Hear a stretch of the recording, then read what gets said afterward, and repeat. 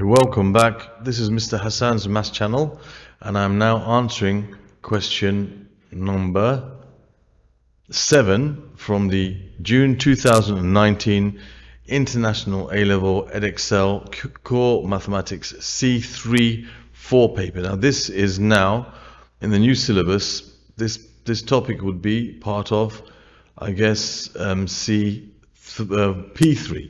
the new P3 syllabus. So that's what would be under now.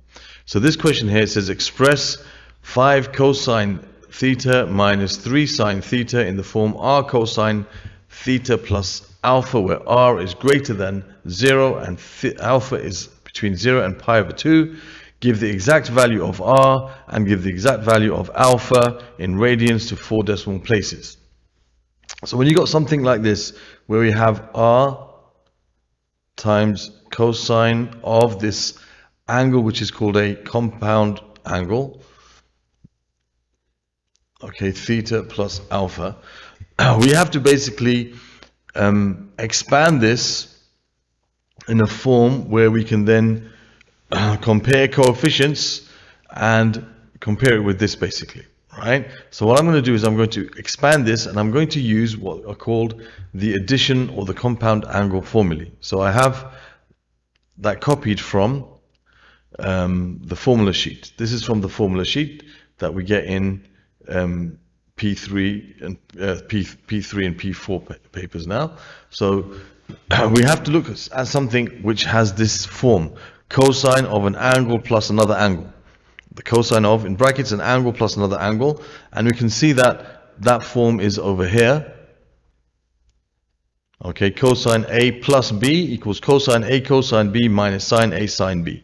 So in this particular question, we can see that the theta is like the A and the alpha is like the B. So we can write this as R times, we're going to have cosine of theta times cosine of alpha, minus, because there's a plus here, when it says plus here, there's a minus there, R times, and you're going to have sine theta times sine alpha. So we used these trig identities here, okay, which we found in the formula sheet, okay, to basically expand this in this form.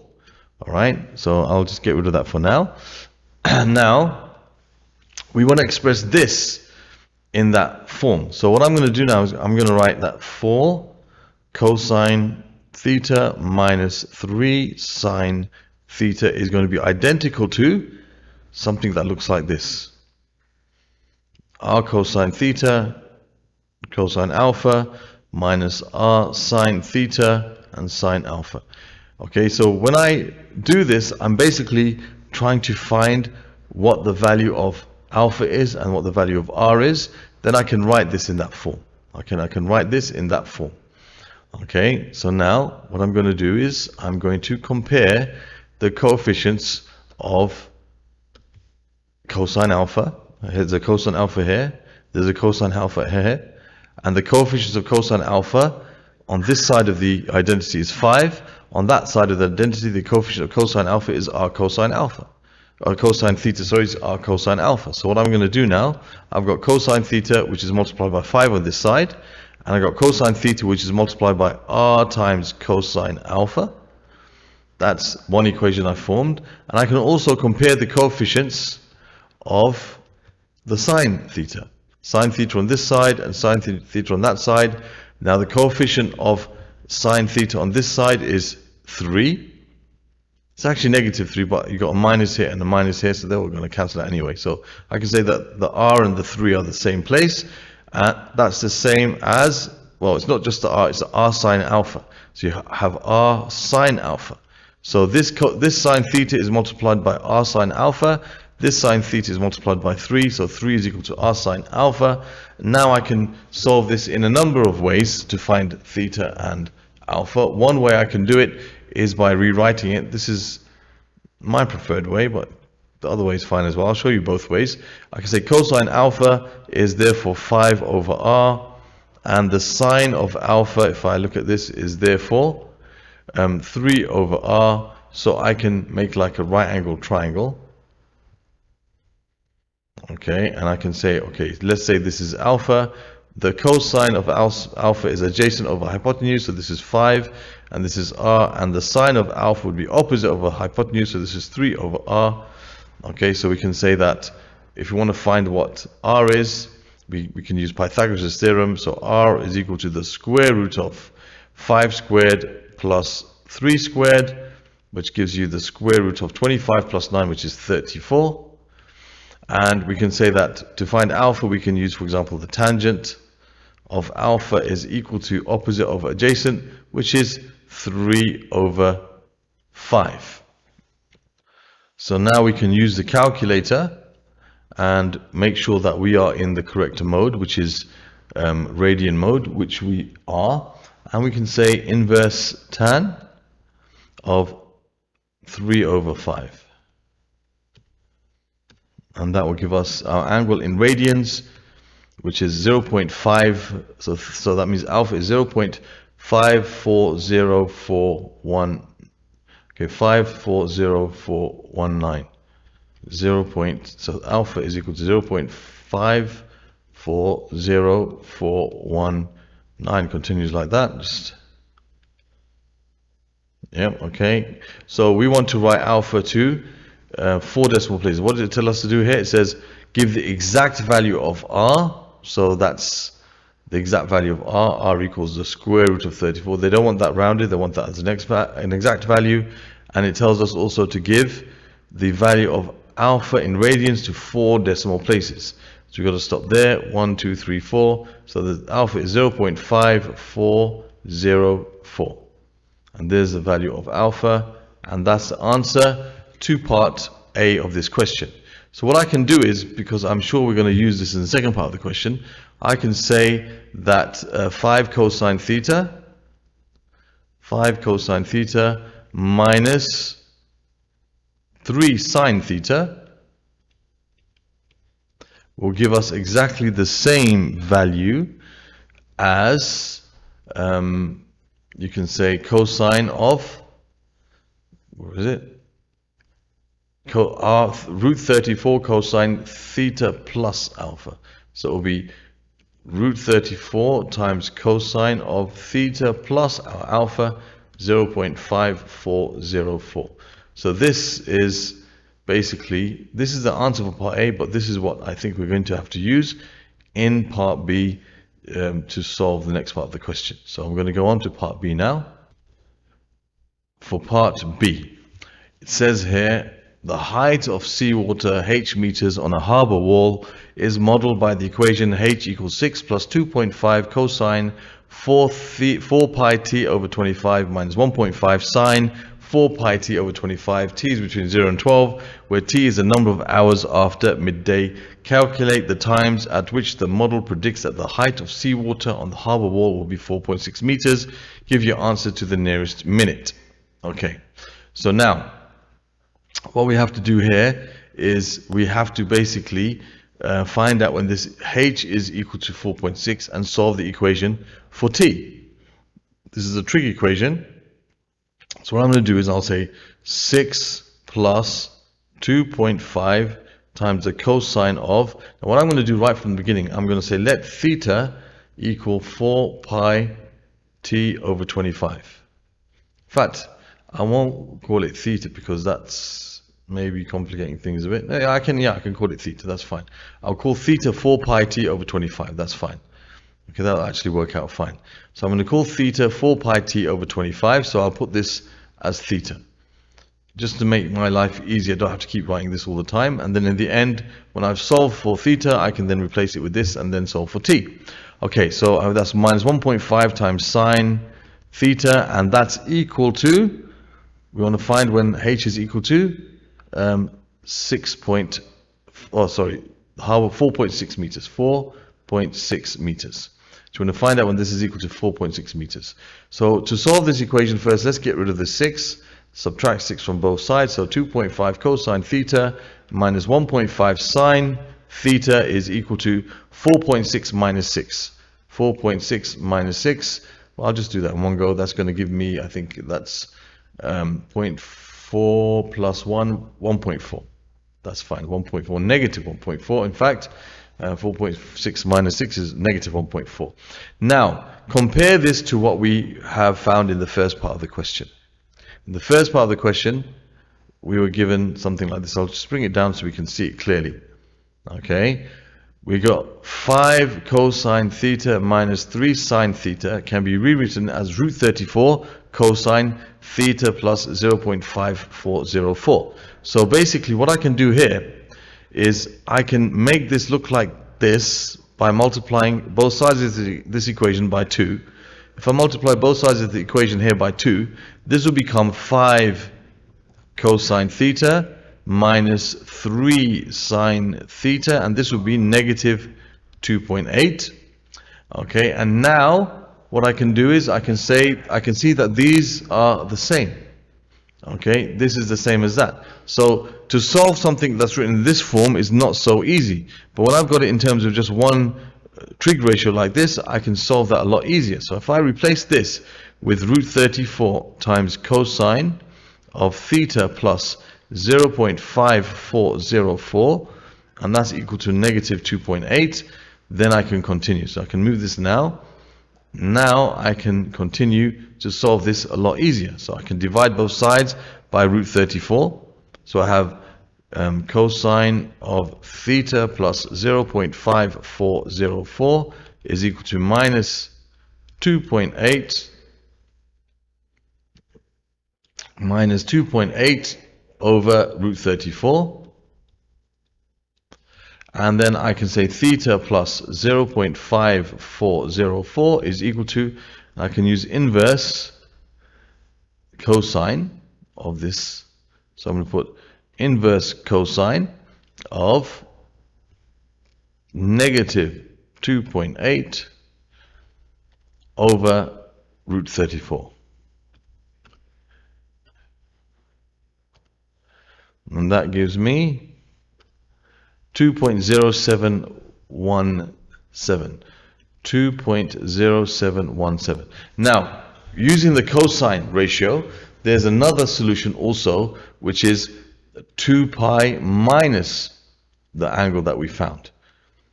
Okay, 2 pi minus the angle. So that's going to give us this. You're going to have, so I'm going to store this as A in case I need to use it again, and I'm going to have 2 pi minus this answer. So 2 times pi minus the last answer, that gives me 4.2115. 4.2115. That's the other angle that we have. Now we can use what I'm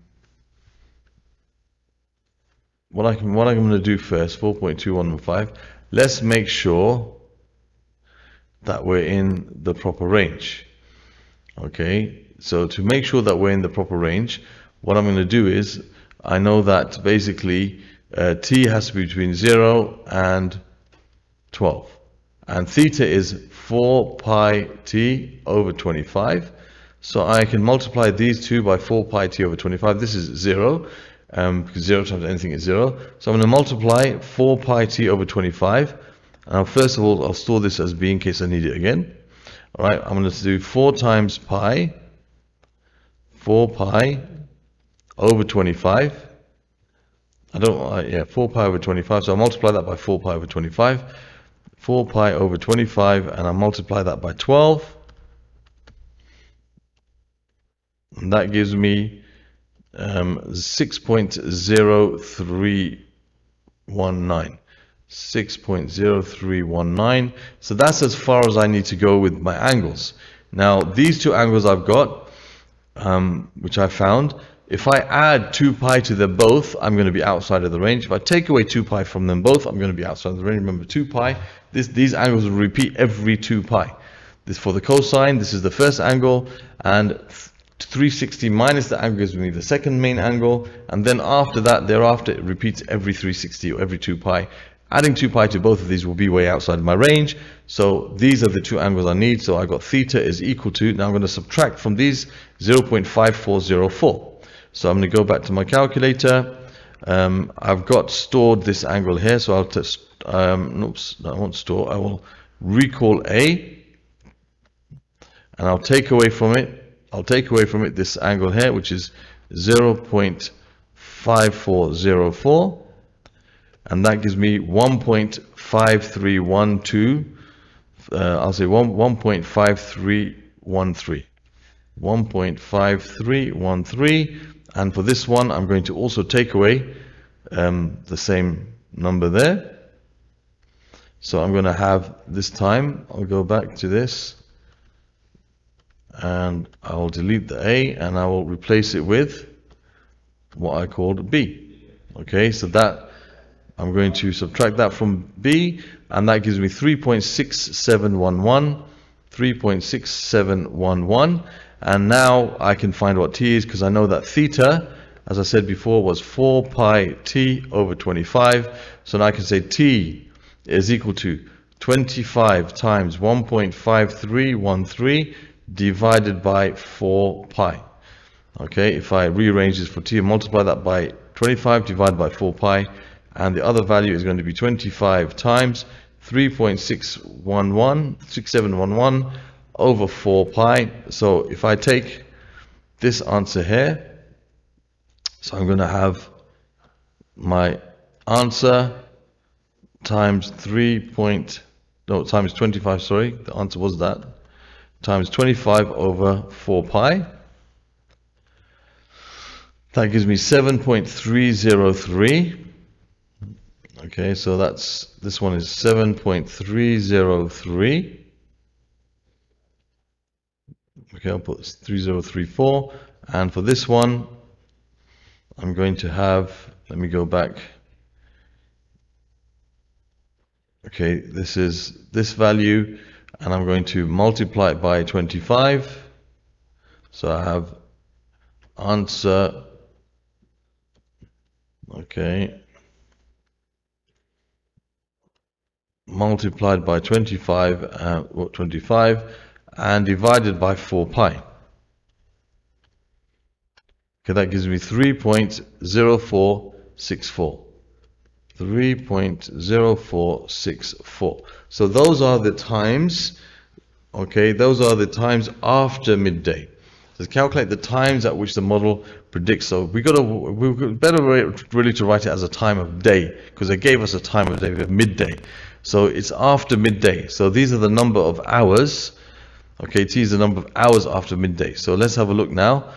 Midday is 12. So this is going to be, let's work this out in terms of hours or minutes. This is 3 hours and 0.464 minutes.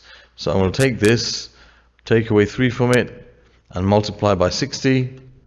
That gives me the number of minutes. That's 3 hours and 2.78. So 3 hours and 3 minutes. And this is going to be, if we go back to this answer,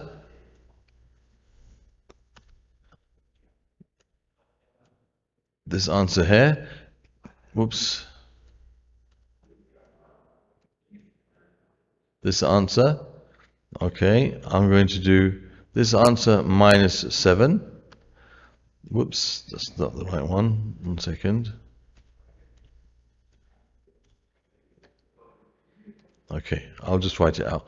7.3034 minus 7, and then multiply that by 60. And that gives you 18.24. So that's 7 hours and 18 minutes. So therefore we can say the times are at 3:03 p.m. and you got 7:18 p.m. Or you can say in 24-hour clock 15:03, and that's going to be 12 plus 7, which is 19:18. Okay, so you can write it in 24-hour clock, you can write it in AM, PM clock, 12 hours. Okay, and I guess you could also give it as a time, but they're asking you to find the time. Okay, so it's best to write it as a time to the nearest minute. So those are to the nearest minute. So there's the answer for part B of this question. Okay, I hope that was clear. Well, and part A is also part of this video. Other questions from this particular paper, when I get around to answering them, are in the playlist that would appear in this area over here. Other questions from this topic of trigonometric identities from P3 can be found in the playlist over here, and you can subscribe to my channel by clicking on this link. Thank you for watching, and see you soon.